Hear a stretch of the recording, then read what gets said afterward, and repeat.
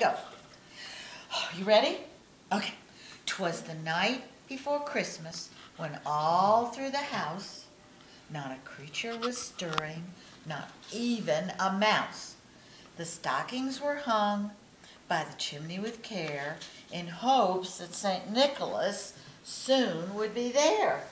The children were nestled all snug in their beds while visions of sugar plums danced in their heads.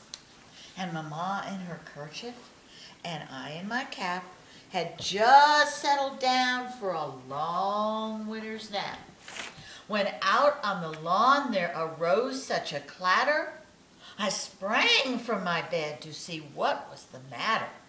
Away to the window I flew like a flash, tore open the shutter and threw up the sash. The new moon on the breast of the new fallen snow gave a luster of midday to objects below, when what to my wondering eyes should appear but a miniature sleigh and 8 tiny reindeer, with a little old driver so lively and quick, I knew in a moment it must be Saint Nick. More rapid than eagles his coursers they came, and he whistled and shouted and called them by name. Do you know their names? Now Dasher, now Dancer, now Prancer and Vixen, on Comet, on Cupid, on Donner and Blitzen. On the top of the porch to the top of the wall, now dash away, dash away, dash away all. As dry leaves before the wild hurricane fly, when they meet with an obstacle, mount to the sky. So up to the housetop the coursers they flew, with a sleigh full of toys and St. Nicholas too. Then in a twinkling I heard on the roof the prancing and pawing of each little hoof. As I drew in my head and was turning around, down the chimney St. Nicholas came with a bound.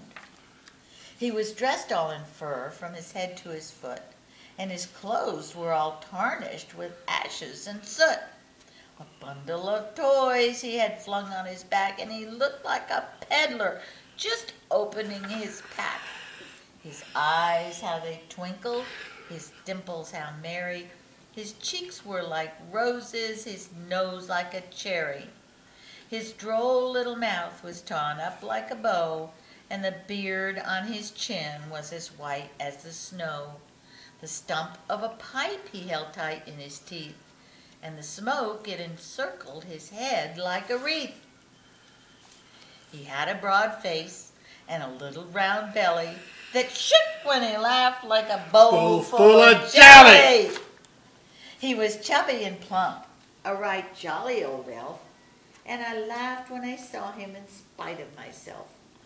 A wink of his eye and a twist of his head soon gave me to know I had nothing to dread. He spoke not a word, but went straight to his work, and filled all the stockings, then turned with a jerk, and laying his finger aside his nose, and giving a nod, up the chimney he rose. He sprang to his sleigh, to his team gave a whistle, and away they all flew like the down of the thistle. But I heard him exclaim, ere he drove out of sight, Happy Christmas to all, and to all a good night.